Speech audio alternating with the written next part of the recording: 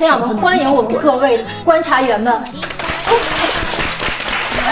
我是爱真情实感看节目的夏之光。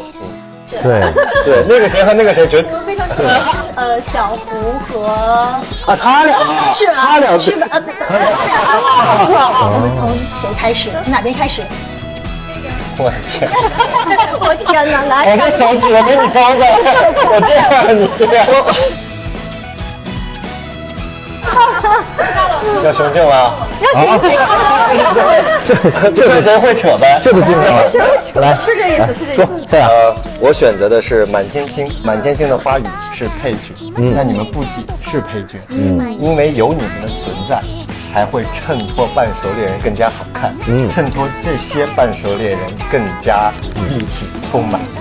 来，我们继续来选择吧。来右边，是每个人送完之后，这是2位男生要你们俩送给女生是吧？是你们选分别送，3个女生等着呢。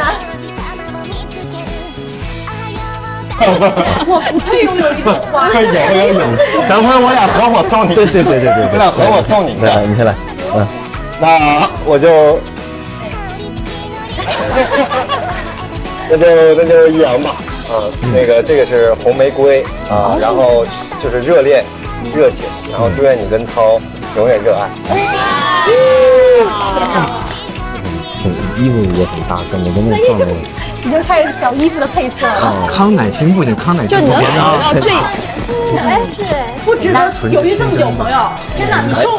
春姐，我送你的是这个粉玫瑰。哎，首先我觉得你虽然外表是那种大女生，但是内心永远住着一个小女孩。哎，你看他们谈恋爱的时候，你永远都很真实，都很纯粹。是，所以她的花语也是甜蜜、浪漫、纯洁、天真。对。还有一些美丽的花朵，我们女生们要不要反送给我们2位男生？水果也是，水果。反咱现场能帮我吃那个李子？谢谢。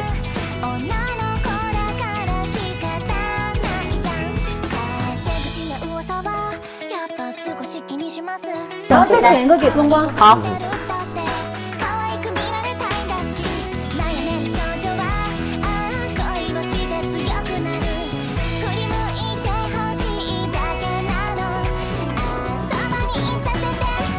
哎呀，因为我觉得你是一个很细腻的男生。我不信，谢谢。他还有一个花语是这个就我觉得也很适合光光。康乃馨的花语是热情，谢谢，有魅力，是热情有魅力本人，谢谢，坚韧又有勇气，是不是？对，这么送的话，就是我不够细腻，你没有魅力。那2位男生的这个获奖感言是，就是谢谢姐姐们的认可，我会努力的做一个有魅力的人，做一个永远少年赤诚的人。我听工人也跟我们爆料说，光光真的追得非常的真情实感，是的，就还生气呀什么之类的，还对，然后没想到你们只是来一期的，结果来到现在了。就是因为他那期本来想飞行太精彩，然后我们就拼命的把它扣，要留住他，扣到了最后一刻。这一次的这个半熟恋人啊，就是跟以往那种大家看到的恋综完全不一样，不仅有恋爱的美好，还有这种关于人生啊、关于友情、关于各方面的感悟。对。我磕现场这些人的 CP，就是因为大家我可不敢 say 啊，在座各位，我可不敢 say 我不，你没有，你没有 CP。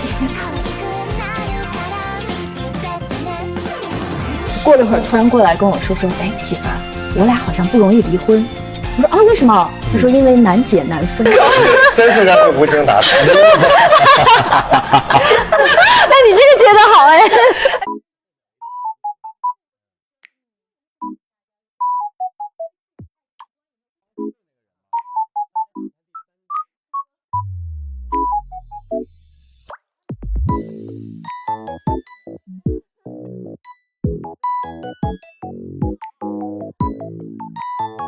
这是你的恋综首秀，第一次录制这种节目，有什么感受？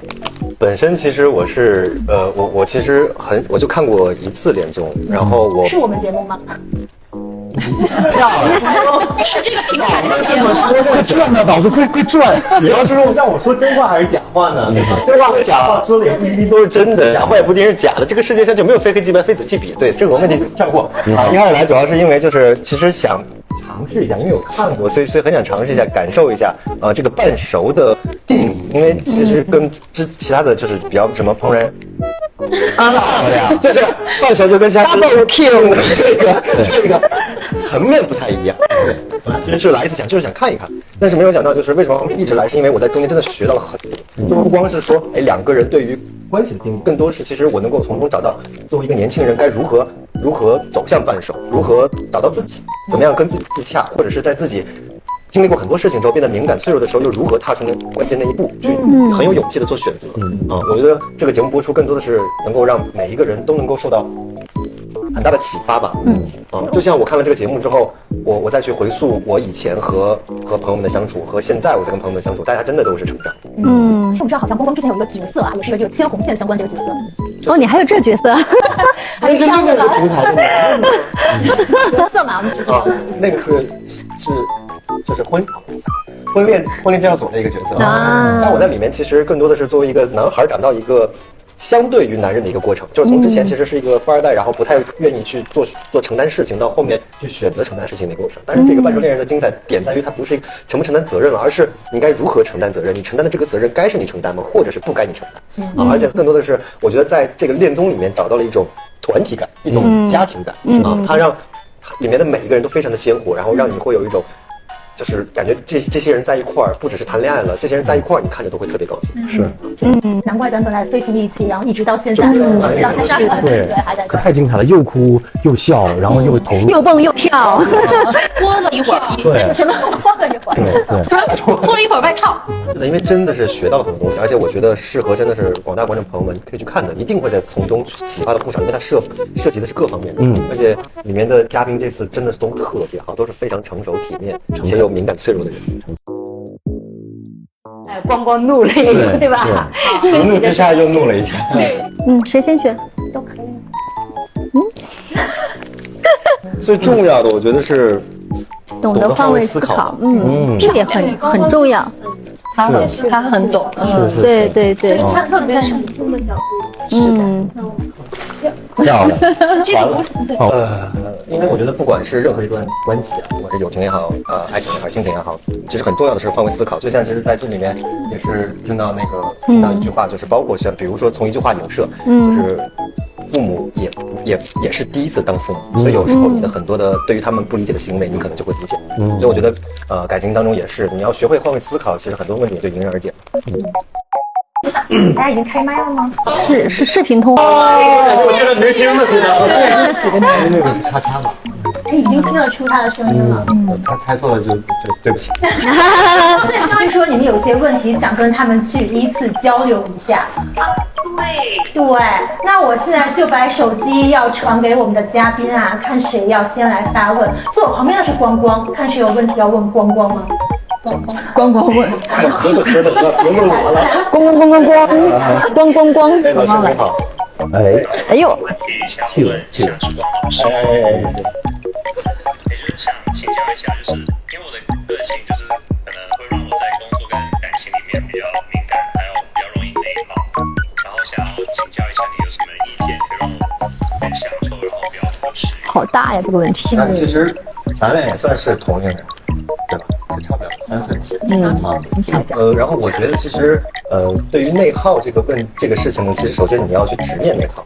就是你不要去觉得说，内耗啊，或者是一些工作原因或者家庭原因，它怎么样。首先你要去直面它，因为它也是你人生的一部分。如果你逃避它，或者觉得它是一个不好的东西，你首先就会被它打败。所以首先你要，因为每个人都会有自己的原因，不只是你可能会有家庭的原因，或者是工作上的原因。世界上那么多人，他都会有自己要处理的事情。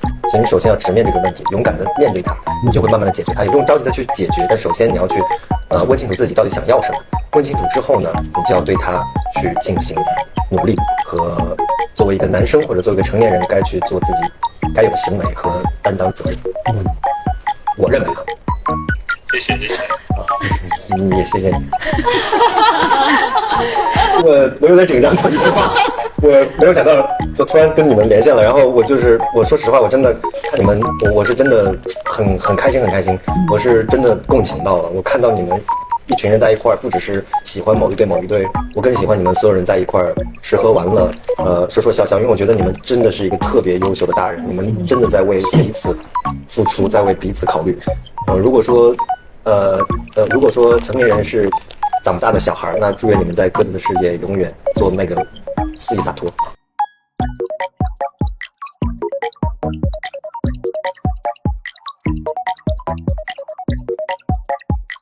谢谢我们观察员们的分享。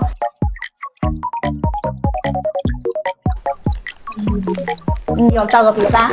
好，谢谢大家，期待我们这一期的半熟恋人吧。谢谢大家。